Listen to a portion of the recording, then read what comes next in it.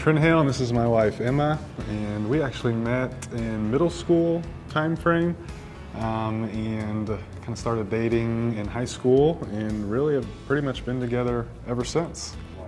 So when we started dating when we were 15, I was at a turning point in kind of my life where I could either go down a path of not so great or kind of go down a path of discovery.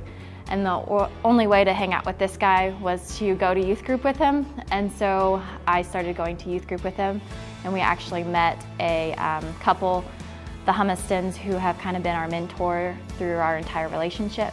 And so they were at the very beginning, and they've kind of led us through missions and have been a huge part in our whole life story as a couple, and have just been backing and praying for us that whole time. And so I would say I learned about how to actually be in a relationship with Jesus through him and also through them and being in youth group. So I grew up in the church pretty much all my life, and at the time that we met I was pretty active in youth group, and like Emma said, our youth minister at the time was Jeremy Humiston, and that Humiston family really became a very essential part of not only our spiritual journey but also our mission journey, and they really developed or modeled what it looked like to be a good family surrounded in missions. So I came to faith when I was 8 years old at a church camp, and really, at that young age, it's a little bit different, and so worked through growing closer to God all through high school, and really began to grow in my strength as a Christian during those college years, and kind of producing what it means to be a Christian and live out my faith.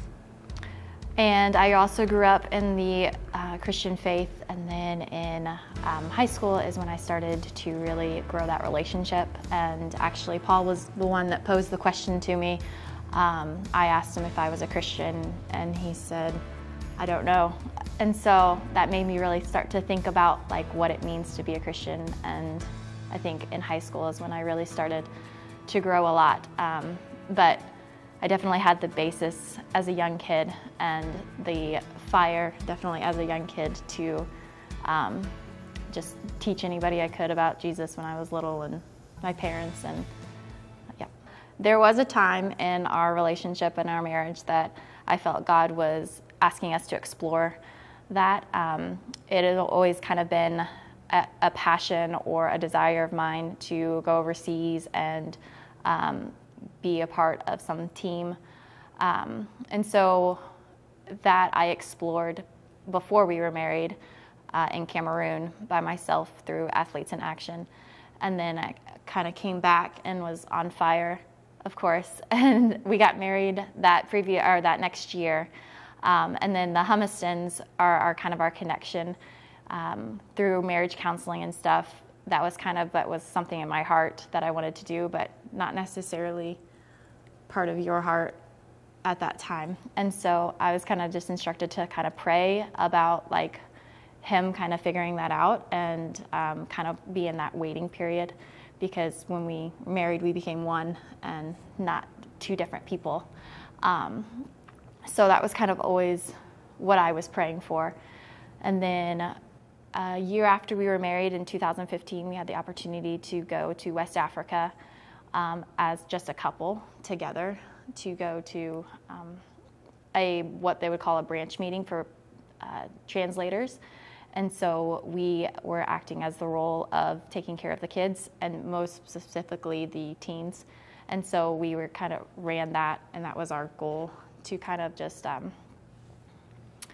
explore what it would mean to be part of a team, and we didn't really go as part of a per se mission trip, but more of a supportive role of what that would be. And so looking back at it now, it's kind of crazy how it all came together, because we were 21, 22, working 2 jobs each in grad school. We went over Christmas, so we spent our second Christmas together over there. First Christmas. It would have been our first Christmas. Mm-hmm. First Christmas over there. Second Christmas. Our second Christmas, we spent 2 weeks over there, and we got to really know what it looked like to be a missionary and have really deep conversations about what that looks like and the different meanings of like short-term and long-term missionaries and how they lived and their hearts and stuff like that.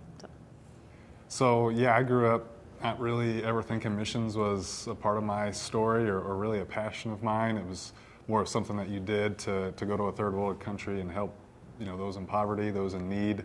And then seeing Emma and throughout our relationship, her passion for missions grow kind of made it more of an unknown for me. What is this fire that she has? Exploring that, and it almost became more of this unknown, like I said. And so when she did the first mission trip, it was awesome seeing that fire grow even more, and continuing to pray about it. Where do I fit in this story?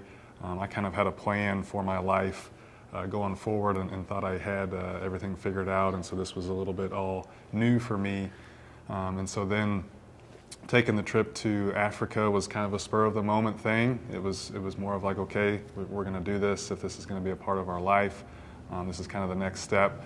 And like Emma said, learning what missionaries do, how they live, going through that process was extremely beneficial in figuring that out and praying through that. And so we were able to do that together as a couple very early on, like Emma said, and explore that. However, that trip also, it wasn't perfect.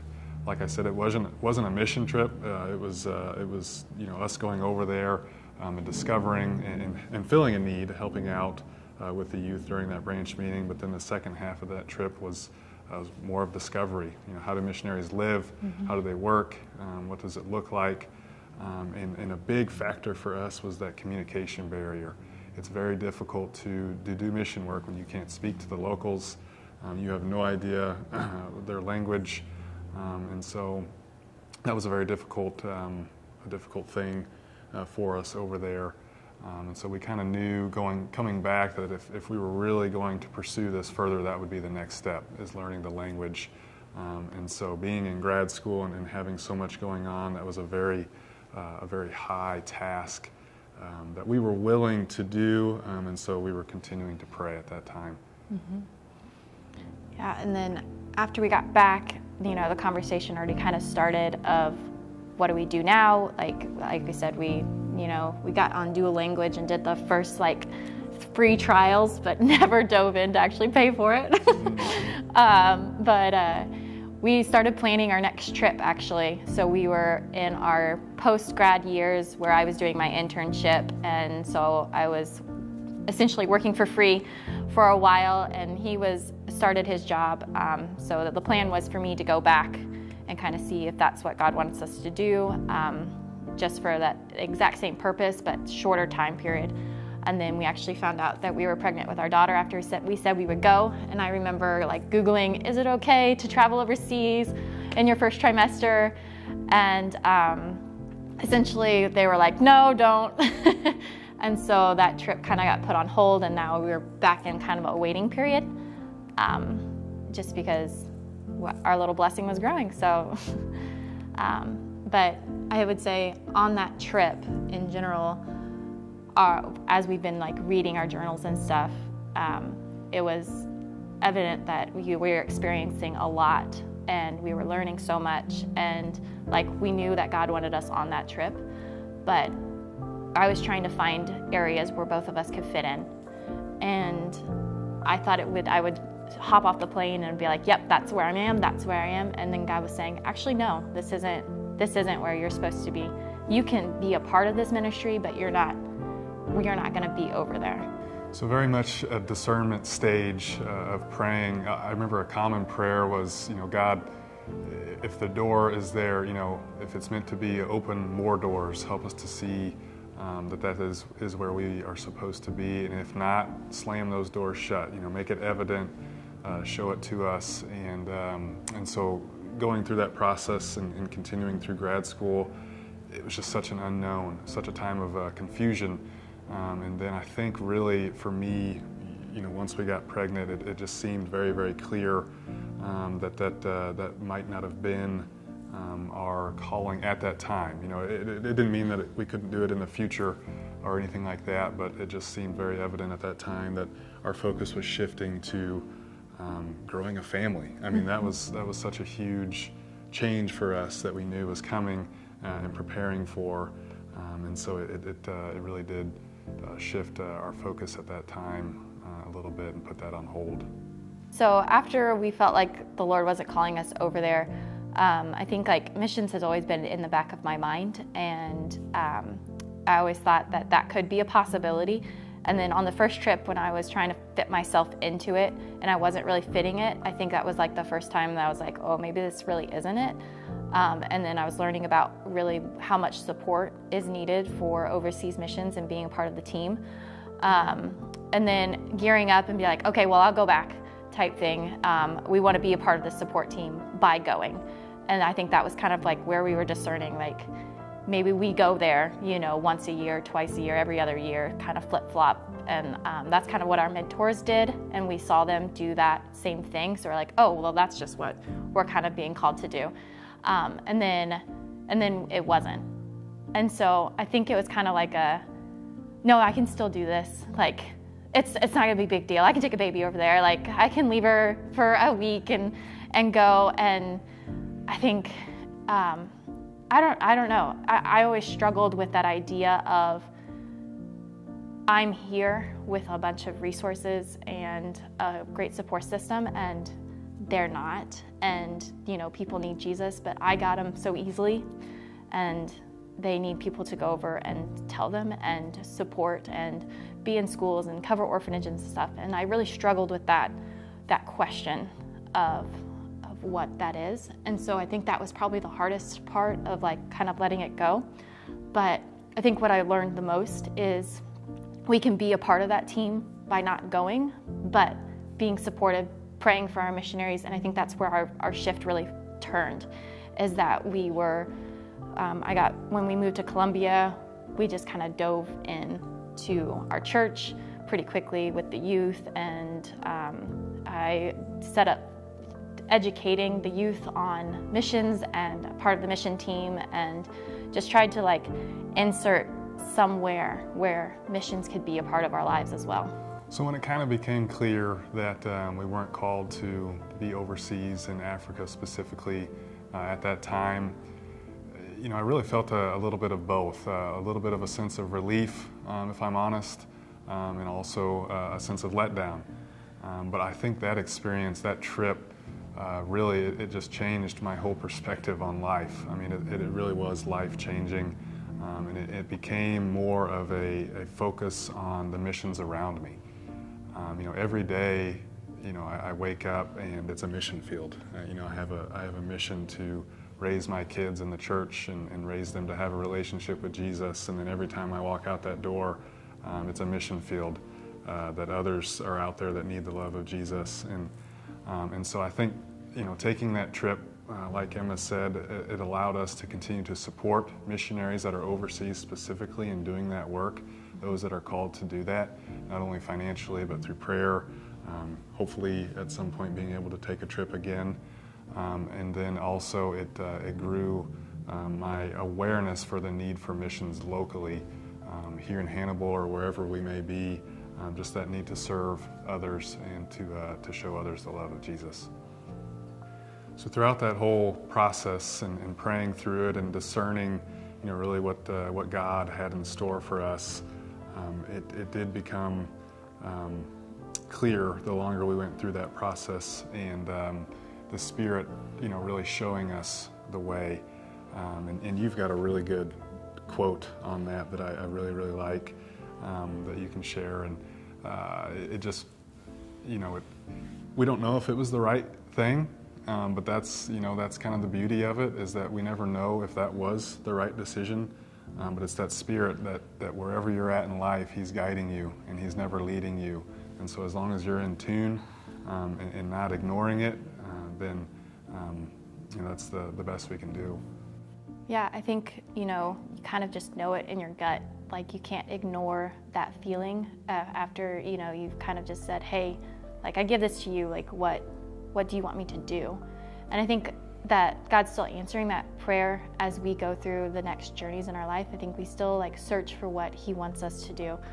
And I don't think our story's done being written, of course. Like, I feel like he's got something big for us, maybe not big, but if we are faithful in the small things, they're going to add up to be something amazing that we can tell.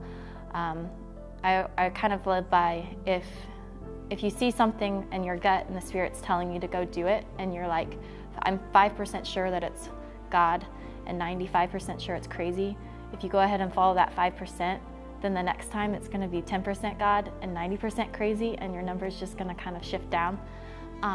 So I still think that I'm probably 85% crazy at this point, but I'm holding on to that 15% still, that I'm trying to follow what the Holy Spirit's leading us to do. And where he goes with that, I think missions and kind of looking back at our short time as a married couple, we've been married for 8 years now, how much he's placed in our life, and looking back, like, we didn't even know that he was doing that at that time. But the little things that we look back on, that led us to this led us to that led us to this. And now I think the little things are kind of adding up, and, like, what's our next step into what God wants us to do in the missionary field, whether that be fostering to children, or just continue doing respite, or just educating anytime we can about missions, or just showing our kids by handing something out to someone on the side of the street and talking through that. I think we'll just kind of keep trying to listen to where he's leading us. The only other thing that I would say is that, you know, having alone time with the Lord and spending time in prayer is vitally important, and spending time in the Word and growing closer to Jesus. But if you find yourself kind of going through life and you just feel comfortable, that's one thing that we've always talked about in our relationship, is we never want to feel comfortable. And so making that decision on whether to be missionaries overseas and whether not to be, it almost made a choice, or it felt like a choice, that we were choosing comfort over that life as a missionary. And so we've always made it a priority to make sure that we're just not too comfortable. We need to be growing, and the only way to grow is to get out of that comfort zone, to be bold, and to do things that you wouldn't normally do, especially when it comes to sharing the love of Jesus and being the hands and feet of Jesus. And so that's the last thing I would say, is that we just never want to be too comfortable with where we're at. Mm-hmm. And last thing I would say is that, you know, when we came back from that trip, we jumped right on, like, just supporting the missionaries, and we check up on them and faithfully pray for the ones that we support, and their teams as well. West Africa is always in our prayers. Like, they're never going to leave us. Even though we didn't go over there, like, we feel a very strong part of being their financial team, being their prayer support, and if they would call us tomorrow, like, we would do whatever they need us to do. They are just always kind of on our heart, and they pop up in our, we send emails to them and correspond with them on a fairly regular basis. So, and they're invested in our family, and we're invested in their family. So.